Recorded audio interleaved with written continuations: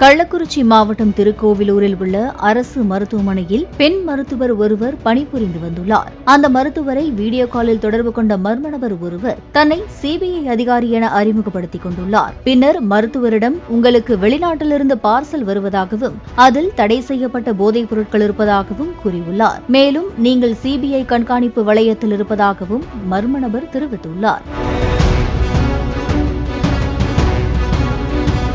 பின்னர் அந்த மர்ம நபர் மருத்துவரிடம் வங்கிக் கணக்கு விவரங்களை அனுப்புமாறு கேட்டுள்ளார். மருத்துவரும் சிபிஐ அதிகாரி கேட்கிறாரே என நம்பி வங்கிக் கணக்கு விவரங்களை அனுப்பியுள்ளார். இதனைத் தொடர்ந்து மருத்துவரின் வங்கிக் கணக்கில் இருந்த 38 லட்சம் ரூபாயை தான் அனுப்பும் வங்கிக் கணக்கிற்கு அனுப்புமாறும் சிறிது நேரத்தில் உங்கள் கணக்கில் வந்துவிடும் எனவும் மருத்துவரிடம் மர்ம நபர் கூறியுள்ளார்.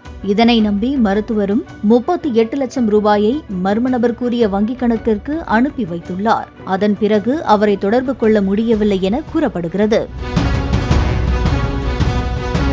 பின்னர் தான் ஏமாற்றப்பட்டதை உணர்ந்த மருத்துவர் சைபர் கிரைம் போலீசாரிடம் புகார் அளித்துள்ளார். போலீசார் தனிப்படை அமைத்து விசாரணையில் களமிறங்கிய போது சிபிஐ அதிகாரி போல நடித்தவர் ஆந்திர மாநிலத்தைச் சேர்ந்த கோனப்பள்ளி பிரசாத் ராவ் என்பது தெரியவந்துள்ளது. பின்னர் போலீசார் ஆந்திராவிற்கு சென்று போலி சிபிஐ அதிகாரியை கண்டுபிடித்து சம்மன் வழங்கி கைது செய்துள்ளனர். தற்போது போலீசார் கோனப்பள்ளி பிரசாத் ராவிடம் விசாரணை மேற்கொண்டு வருகின்றனர்.